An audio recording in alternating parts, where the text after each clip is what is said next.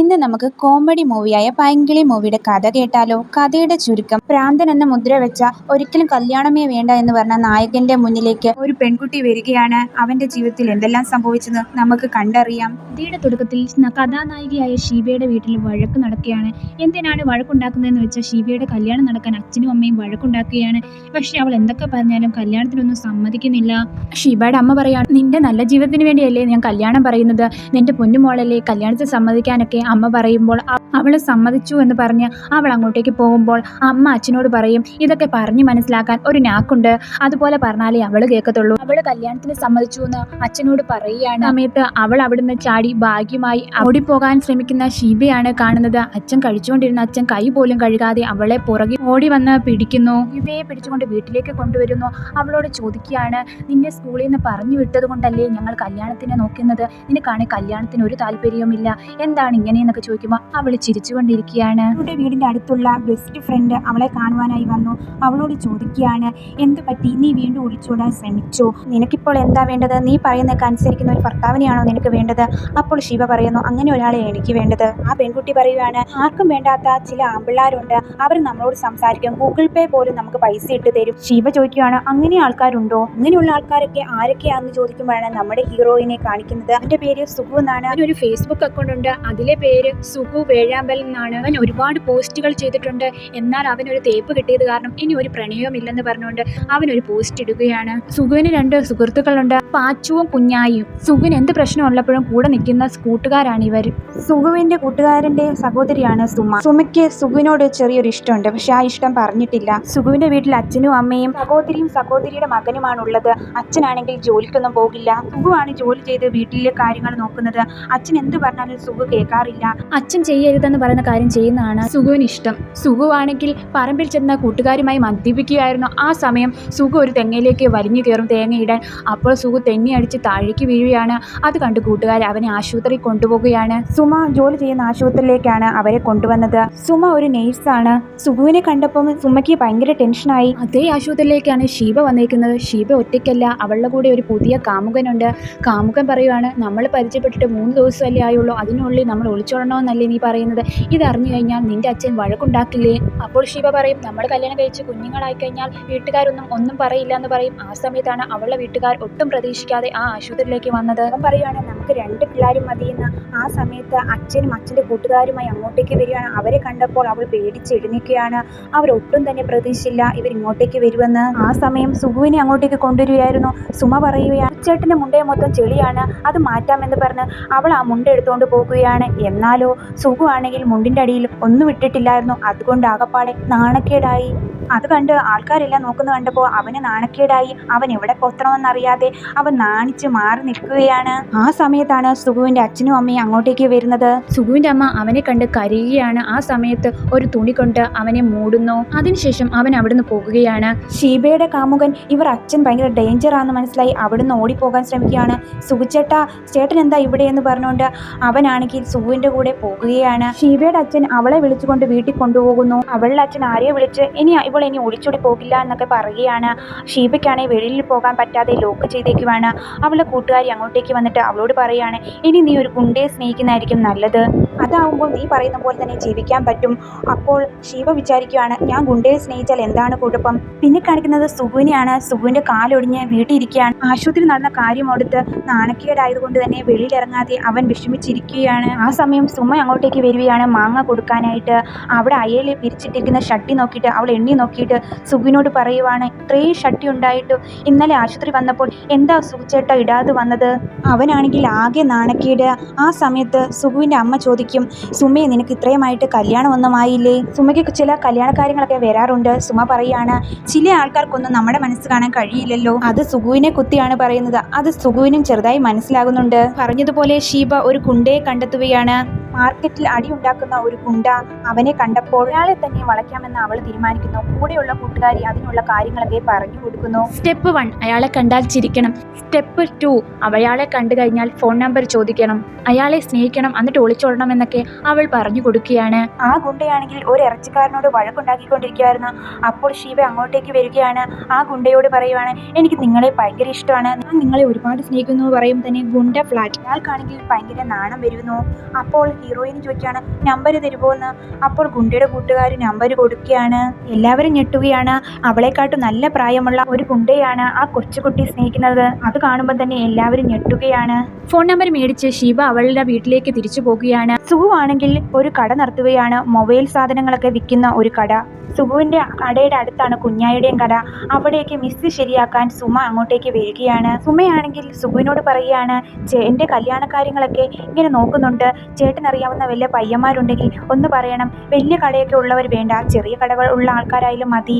എനിക്ക് ജോലിയുണ്ടല്ലോ, ഞാൻ നോക്കിക്കോളാം എന്ന് പറഞ്ഞിട്ട് അവൾ അവിടുന്ന് പോവുകയാണ്. അത് കണ്ട കൂട്ടുകാർ അവനോട് പറയുകയാണ്, അവൾ പറഞ്ഞതിൻ്റെ കാര്യം എന്തെന്നാൽ നീ വന്നിട്ട് അവളുടെ വീട്ടിൽ വന്ന് കല്യാണ കാര്യം ആലോചിക്കാനാണ് പറയുന്നത്. അപ്പോൾ ഉടനെ ഹീറോ പറയുകയാണ്, അവൾ എൻ്റെ കൂട്ടുകാരൻ സുരേന്ദ്രൻ്റെ പെങ്ങളാണ്. അവളെ എൻ്റെയും പെങ്ങളായിട്ടാണ് ഞാൻ കാണുന്നത്. സുഖുവിനാട്ടെ സുമയോട് അങ്ങനെയൊന്നും ആഗ്രഹമില്ല. സുഖുവിനാണെങ്കിൽ കോയമ്പത്തൂരിൽ പോയി അവൻ്റെ ഫോണിൻ്റെ പുറകിൽ ഒട്ടിക്കുന്ന സ്റ്റിക്കർ ഒട്ടിക്കുന്ന സാധനം മേടിക്കാനായി പോകണമെന്ന ആഗ്രഹം. അതിന് പോകാൻ ബൈക്കിൽ പോകണമെന്നാണ് അവൻ ആഗ്രഹിക്കുന്നത്. എന്നാൽ ഗുണ്ടയാണെങ്കിൽ ഷീബ വിളിക്കാൻ വേണ്ടി കാത്തിരിക്കുകയാണ്. ആ സമയത്താണ് ഷീബ അങ്ങോട്ടേക്ക് വിളിക്കുന്നത്. ഹലോ ചേട്ടാ, എനിക്ക് ചേട്ടനെ ഒത്തിരി ഇഷ്ടമാണ്, ഞാൻ ചേട്ടനെ പിന്നെ വിളിക്കാം, ചക്കരി ഉമ്മ എന്ന് പറഞ്ഞിട്ട് അവൾ ഫോൺ വെക്കുകയാണ്. അപ്പോൾ ആ ഗുണ്ടയ്ക്ക് വളരെ സന്തോഷമാകും. ആ സമയം സുഖവും കുഞ്ഞായും പാച്ചനും കൂടെ കോയമ്പത്തൂരിലേക്ക് പോകാൻ ഒരുങ്ങുകയാണ്. അങ്ങോട്ടേക്ക് പോകുവാൻ 2 ബുള്ളറ്റ് കിട്ടിയില്ല. അതുകൊണ്ട് തന്നെ കുഞ്ഞായോട് പറയുകയാണ് നീ വരണ്ട എന്ന് പറഞ്ഞിട്ട് അവർ രണ്ടുപേരും അങ്ങോട്ടേക്ക് പോകുകയാണ് ബുള്ളറ്റിൽ. ഷീബയ്ക്കാണെങ്കിൽ കല്യാണമോ നടക്കാൻ പോവുകയാണ്. അതുകൊണ്ട് തന്നെ പന്തലൊക്കെ കെട്ടിയിട്ടുണ്ട്. ഒരാഴ്ചക്കുള്ളിൽ അവളെ കല്യാണം കഴിപ്പിക്കും. എന്നാൽ ഷീബയ്ക്ക് അത് ഇഷ്ടമില്ലാത്തതുകൊണ്ട് തന്നെ അവൾ ആരും കാണാതെ അവിടുന്ന് ഒളിച്ചോടി പോകുകയാണ്. അവൾ പോകുന്നത് പന്തലിടാമെന്ന ആൾ കാണുകയാണ്. ബേബി ചേട്ടോ അവൾ പോയി. ബേബിയും കൂട്ടരും ഷീബയെ അന്വേഷിച്ച് യാത്രയായി. ഷീബയാണെങ്കിൽ ആ ഗുണ്ടയുടെ വീട്ടിലേക്ക് എത്തുകയാണ്. അവളാണെങ്കിൽ രാത്രി ആയതുകൊണ്ട് തന്നെ അവൾ കടന്നുറങ്ങിപ്പോയി. രാവിലെ ആയപ്പോഴാണ് ഗുണ്ട അങ്ങോട്ടേക്ക് വരുന്നത്. അവനാണെങ്കിൽ അവളുടെ പേര് പോലും മറന്നുപോയി. അവനാണെങ്കിൽ പേര് ആലോചിച്ചുകൊണ്ടിരിക്കുമ്പോൾ അവളാണെങ്കിൽ എഴുന്നേൽക്കുകയാണ്.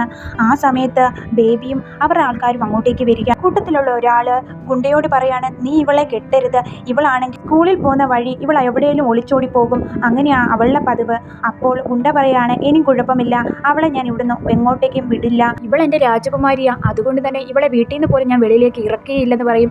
ഇത് കേൾക്കുന്ന ഹീറോയ്ക്ക് പെട്ടെന്നൊരു പേടി വരികയാണ്. കാരണം അവളുടെ ആഗ്രഹം ആരുമില്ലാത്ത ഒരാളുടെ കൂടെ ഒളിച്ചോടി പോകണം, അവൾക്ക് ഫ്രീഡമായി ഓരോ സ്ഥലത്ത് നടക്കണമെന്നായിരുന്നു അവളുടെ ആഗ്രഹം. അത് നടക്കത്തില്ലെന്ന് അവൾക്ക് മനസ്സിലായി. ഷീബയാണെങ്കിൽ ആ ഗുണ്ടയോട് പറയാണ്, ചേട്ടാ എനിക്ക് ഇത്രയും സ്നേഹം താങ്ങാൻ പറ്റില്ല എന്ന് പറഞ്ഞ് അവളാണെങ്കിൽ അവൾ അച്ഛൻ്റെ കൂടെ തിരിച്ചു പോകുകയാണ്. ആ ഗുണ്ടയാണെങ്കിൽ എന്താ സംഭവിക്കുന്നത് മനസ്സിലാകാതെ നിൽക്കുകയാണ്. സുഖുവാണെങ്കിൽ റൂം എടുത്ത് അവിടെ താമസിക്കുകയാണ്. അന്നേ രാത്രിയിൽ അവരാണെങ്കിൽ കടക്കുകയായിരുന്നു. അവനാണെങ്കിൽ വെളിയിലേക്ക് നോക്കിയപ്പോൾ അവരുടെ ബുള്ളറ്റ് ആരോ എടുത്തുകൊണ്ട് പോകുന്നത് അവൻ കണ്ടു. സുഖുവാണെങ്കിൽ എടാ അവിടെ നിൽക്കടാ, എൻ്റെ ബുള്ളറ്റ് തന്നിട്ട് പോടാ എന്ന് പറഞ്ഞ് അവൻ്റെ പുറകെ ഓടുകയാണ്. അവൻ്റെ കയ്യിലിരുന്ന ബാൻഡേജ് അവൻ്റെ കഴുത്തിലേക്ക് ചുറ്റുകയാണ്. ആ ചെറുക്കൻ പെട്ടെന്ന് താഴേക്ക് വീഴുകയാണ്. അവൻ എന്ത് പറ്റിയെന്ന് കാണിക്കുന്നില്ല. സുഖുവാണെങ്കിൽ ബുള്ളറ്റിലേക്ക് കയറുന്നു. ഉടനെ തന്നെ പാച്ചൻ അങ്ങോട്ടേക്ക് വരുന്നു. ഇനി നമ്മൾ ഇവിടെ നിൽക്കേണ്ട, നാട്ടുകാരുടെ അടി കിട്ടും, നമുക്ക് ഇവിടുന്ന് പോകാം എന്ന് പറഞ്ഞ് അവിടുത്തെ സാധനങ്ങളെല്ലാം എടുത്ത് അങ്ങോട്ടേക്ക് പോകുകയായിരുന്നു. എന്നാൽ ആ സ്ഥലത്ത് പോലീസ് കൂടിയിരിക്കുന്നു. എന്തെന്നാൽ ആ ചെറുക്കൻ മരണപ്പെട്ടിരുന്നു. ഇത് സുഖു അറിയുമ്പോൾ അവന് ഭയങ്കര സങ്കടമാകും. അവൻ അറിഞ്ഞുകൊണ്ടല്ലെങ്കിലും അവൻ മരിച്ചുപോയില്ലേ എന്നോർത്ത് അവൻ സങ്കടപ്പെടുകയാണ്. അച്ഛൻ ചോദിക്കുകയാണ്, സുഖുവേട്ടാ നിങ്ങൾ അവനെ കൊന്നോ എന്ന്. അത് കേൾക്കുമ്പോൾ അവൻ ഭയങ്കരമായി കരയുകയാണ്. അവൻ പറയുകയാണ്, അമ്മ നമുക്ക് അച്ചാറ് തന്നത് ചോറിൻ്റെ കൂടെ കഴിക്കാനല്ലേ, പക്ഷെ നമ്മൾ കള്ളിൻ്റെ കൂടെയല്ലേ കഴിച്ചത്, അതിൻ്റെ ശാപമായിരിക്കും ഇങ്ങനെ സംഭവിച്ചത്. പോലീസ് ഇങ്ങോട്ടേക്ക് വരില്ലേടാ, എന്നെയും വെടിവെച്ച് കൊല്ലുവിടാ എന്ന് പറഞ്ഞ് സുഖു ഒരേ ഒരു കരച്ചിൽ. പാച്ച് സമാധാനിപ്പിച്ച് അവിടുന്ന് യാത്രയായി. എന്നാൽ അവരെ പോലീസ് പിടിക്കുകയാണ്. കാരണം അവരുടെ ലൈസൻസ് ഇല്ലായിരുന്നു. അത് അവർ ആ ലോഡ്ജിലാണ് വെച്ചിരുന്നത്. അവർ കയ്യിൽ നിന്ന് പൈസ വാങ്ങിയിട്ട് അവരെ തിരിച്ചു വിടുകയാണ്. അവരാണെങ്കിൽ ഒരു കടയിൽ കയറി ചായ കുടിക്കുകയാണ്. അച്ഛനാണെങ്കിൽ റൂം എടുക്കാനായി ഒരു ലോഡ്ജിലേക്ക് വിളിക്കുകയാണ്. അപ്പോൾ അവർ പറയുകയാണ് ഇവിടെ എല്ലാം പോലീസാണ്. അത് കേട്ടപ്പോൾ അവർ പെട്ടു എന്നും അവർക്ക് മനസ്സിലായി. നമുക്കാണെങ്കിൽ തങ്കു കൊച്ചച്ഛനെ കാണാം, അദ്ദേഹത്തിനാണ് ഈ നിയമത്തെ പറ്റിയൊക്കെ അറിയാമെന്ന് പറഞ്ഞ് അവർ അങ്ങോട്ടേക്ക് പോവുകയാണ്. എന്നാലോ താറാവിനെ പിടിച്ചു എന്ന് പറഞ്ഞ് തങ്കു കൊച്ചച്ഛനെ പോലീസ് പിടിച്ചുകൊണ്ട് പോവുകയാണ്. ഇതെല്ലാം അവർ കാണുന്നുണ്ട്. അവരാണെങ്കിൽ എക്സസൈസ് ചെയ്തുകൊണ്ടിരിക്കുകയാണ്. സുഖു വന്നു ചേർന്നത് ഒരു പ്രാന്താശുപത്രിയിലാണ് അവരിപ്പം നിൽക്കുന്നത്. എന്നാലോ സുഖുവിൻ്റെ അമ്മയാണ് കുടുംബശ്രീ എന്ന് ഒരു ടൂർ പോയതായിരുന്നു. എന്നാലോ പ്രാന്താശുപത്രിയുടെ അവിടെ എത്തുമ്പോൾ അവൻ്റെ അമ്മ കാണുന്നു സുഖുവിനെ അവിടെ വെച്ച്.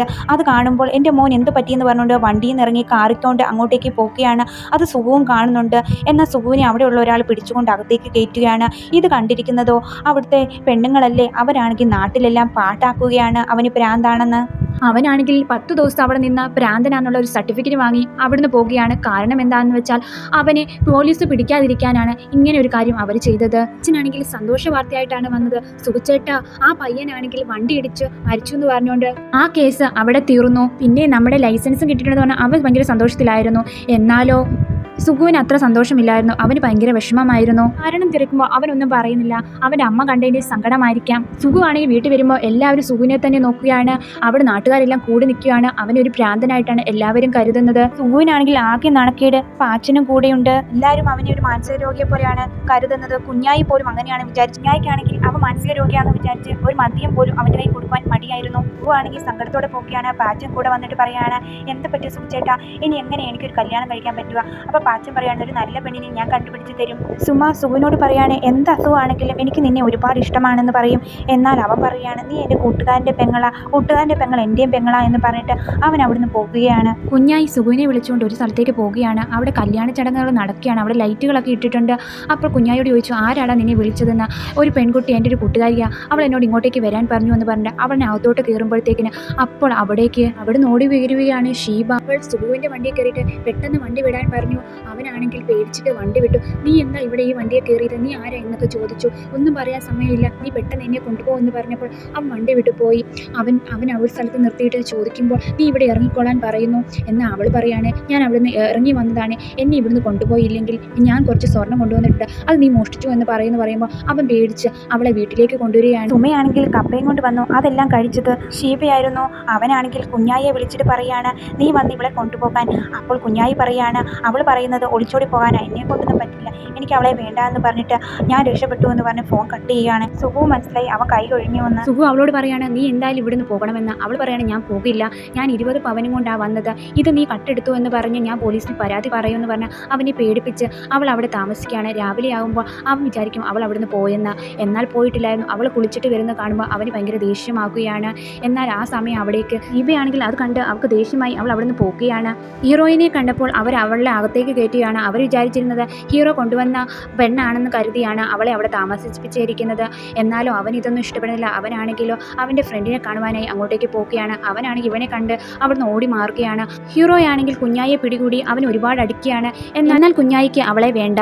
അവൾ എന്തിനാ ഇങ്ങനെ ഒളിച്ചോടി വന്നതെന്ന് നമുക്ക് സുമയെ കൊണ്ട് ചോദിപ്പിക്കാം എന്നൊക്കെ അവർ കരുതി. അതിനുവേണ്ടി അവർ സുമയുടെ അടുത്തേക്ക് ചെല്ലുകയാണ്. സുമയോട് കാര്യങ്ങളെല്ലാം പറയുകയാണ്. അത് കേട്ടിട്ട് സുമയാണ് കുഞ്ഞായിയെ വഴക്ക് പറയുകയാണ്. നിങ്ങൾ എന്തിനാണ് അവളെ ഇങ്ങോട്ടേക്ക് കൊണ്ടുവരുന്നത്? അത് ഇവൻ്റെ വാക്ക് കേട്ട് കൊണ്ടുവന്നുകൊണ്ടല്ലേ ഇങ്ങനെയൊക്കെ സംഭവിച്ചത് എന്നൊക്കെ അവൾ പറയുകയാണ്. അവളെ പറ്റി എല്ലാം മനസ്സിലാക്കി സുഗുവിനോട് കാര്യങ്ങൾ പറയുകയാണ്. അവളുടെ അച്ഛൻ മരിച്ചു പോയത് കൊണ്ട് തന്നെ അമ്മ രണ്ടാമത് കല്യാണം കഴിച്ചു. കുറച്ച് ദിവസം കഴിഞ്ഞപ്പോൾ അവൾ അമ്മയും മരിച്ചു പോയി. എന്നാൽ രണ്ടാനച്ഛൻ വേറെ ഒരാളെ കല്യാണം കഴിച്ചു. അവർ അച്ഛൻ എങ്ങനെയെങ്കിലും അവളെ വേറെ കല്യാണം കഴിപ്പിക്കണമെന്ന ആഗ്രഹം, എന്നാൽ അവൾക്ക് പഠിക്കണമെന്നാണ് ആഗ്രഹം. ഈ കാര്യമെല്ലാം സുഗുവിനോട് പറയുകയാണ്. ശരിക്കും പറഞ്ഞാൽ അവൾ ഒരു അനാഥയാണ്. കേൾക്കുമ്പോൾ അവളെ പറഞ്ഞു വിടാൻ അവർക്കൊരു ഐഡിയ തോന്നി. കൂട്ടുകാർ ഹീറോയോട് പറയുകയാണ്, നീ കല്യാണം കഴിക്കാമെന്ന് സമ്മതിക്കുക. അങ്ങനെ സമ്മതിക്കുകയാണെങ്കിൽ അവൾ പേടിച്ചിട്ട് അവിടുന്ന് പൊക്കോളും. എന്തായാലും അവൾക്ക് തുടർന്ന് പഠിക്കണമെന്നല്ല ആഗ്രഹം എന്ന് പറയുന്നു. അത് കേട്ടിട്ട് അവനാണെങ്കിൽ വീട്ടിൽ വന്നിട്ട് ഹീറോയായ സുഗു വീട്ടിൽ ചെന്നിട്ട് ഒരു കാര്യം തീരുമാനിക്കുകയാണ്. എങ്ങനെയെങ്കിലും കല്യാണം നടക്കുമെന്ന് പറയണമെന്ന് വീട്ടുകാരോട് പറയുകയാണ്. എനിക്ക് ഉടനെ കല്യാണം കഴിക്കണം, ഇവളെ കല്യാണം കഴിക്കണം, എനിക്ക് ഉടനെ രജിസ്റ്റർ ചെയ്യണമെന്ന്. ഇത് കേൾക്കുമ്പോൾ അവൾ ഞെട്ടുകയാണ്. ആ സമയത്താണ് അവളുടെ അച്ഛൻ അങ്ങോട്ടേക്ക് വരുന്നത്. അച്ഛൻ ദേഷ്യപ്പെട്ടിട്ട് പറയുകയാണ്, നീ മര്യാദയ്ക്ക് ഇങ്ങോട്ടേക്ക് വാ, നിനക്ക് പ്രായപൂർത്തി പോലും ആയില്ല കല്യാണം കഴിക്കാൻ എന്നൊക്കെ പറയുകയാണ്. അപ്പോൾ പെട്ടെന്ന് അവൾ പറയുകയാണ്, എന്നിട്ടാണോ നിങ്ങൾ എന്നെ കല്യാണം കഴിപ്പിക്കാൻ വേണ്ടി ഇത്രയും നാളും നടന്നത് എന്നൊക്കെ ചോദിക്കുകയാണ്. അപ്പോൾ അത് കണ്ടിട്ട് ഹീറോയാണെങ്കിൽ വാഴ വെട്ടിക്കൊണ്ടിരുന്ന വെട്ടോത്തിയും കൊണ്ടാണ് അങ്ങോട്ടേക്ക് വരുന്നത്. അത് കണ്ടപ്പോൾ അവൾ അച്ഛനാണെങ്കിൽ പേടിച്ചിട്ട് അവിടുന്ന് പോകുകയാണ്. എന്നാലോ അവൾക്ക് പ്രായപൂർത്തി ആയിട്ടില്ലെന്ന് ഹീറോ ഇപ്പോഴാണ് അറിയുന്നത്. അത് അറിഞ്ഞതുകൊണ്ട് തന്നെ അവൻ പേടിക്കുകയാണ്. കാരണം അവളെ കല്യാണം കഴിക്കാമെന്നാണ് അവൻ വിചാരിച്ചത്. ഇനി അത് നടക്കത്തില്ല. അവളെ എങ്ങനെയും ഇവിടുന്ന് പറഞ്ഞു വിടണമെന്ന് വിചാരിച്ച് അവളെ ഭീഷണിപ്പെടുത്തി പറഞ്ഞു വിടാൻ പല വഴിയും നോക്കിയിട്ടും അവളാണെങ്കിൽ അവിടുന്ന് പോകുന്നില്ല. എന്നാൽ അവൾ പറയുകയാണ്, നിങ്ങൾ ഒരാളെ കൊന്നില്ലേ, അവിടുന്ന് രക്ഷപ്പെടാനല്ലേ നിങ്ങൾ പ്രാന്താശുപത്രി പോയി കുറച്ച് നാൾ കടന്നിട്ട് സർട്ടിഫിക്കറ്റ് ഉണ്ടാക്കിയത്? എനിക്ക് ഈ കാര്യങ്ങളെല്ലാം അറിയാമെന്ന് പറയുകയാണ്. അപ്പോൾ ഹീറോ ചോദിക്കുകയാണ്, നീ ഇതൊക്കെ എങ്ങനെ അറിഞ്ഞു? അവളൊന്നും പറഞ്ഞില്ല. എന്നാൽ ഇതെല്ലാം കുഞ്ഞായിയാ പറഞ്ഞെന്ന് മനസ്സിലാക്കി അവൻ കുഞ്ഞായിയോട് ചോദിക്കുകയാണ്. അപ്പോൾ അവൻ പറയുന്നു, ഞാൻ അവളെ സ്നേഹിച്ച സമയത്ത് ഈ കാര്യങ്ങളെല്ലാം ഞാൻ പറഞ്ഞു കൊടുത്തു. എന്നാൽ അവളെ ഒഴിവാക്കാൻ ഒരു ഐഡിയ ഞാൻ പറഞ്ഞു തരാം. കുഞ്ഞായി പറയാണ്, നമുക്ക് അവളെ പഠിപ്പിക്കാം. ഞാൻ അവളെ പഠിപ്പിക്കാൻ അവളുടെ തന്തയാണോ ഞാൻ പറയുന്നൊന്ന് കേൾക്ക്. അവളെ പഠിപ്പിക്കുന്ന പോലെ നമുക്ക് അഭിനയിച്ചാൽ മതി. അവളെ പഠിപ്പിക്കാന്ന് പറഞ്ഞാൽ അവളെ ഒരു കോളേജിലാക്കിയിട്ട് ഒരു ഹോസ്റ്റലിൽ കൊണ്ടാക്കാം. അതിനുശേഷം അവൾ അച്ഛനെ വിളിച്ചു വരുത്താമെന്ന് അവർ പ്ലാൻ ചെയ്യുകയാണ്. അതിനുശേഷം കുഞ്ഞായിയുടെ വീട്ടിലാണെങ്കിൽ അങ്ങോട്ടേക്ക് പോകുമ്പോൾ അവിടെ തിരുവാതിര അവിടുത്തെ കുടുംബശ്രീക്കാർ കളിച്ചുകൊണ്ടിരിക്കുകയാണ്.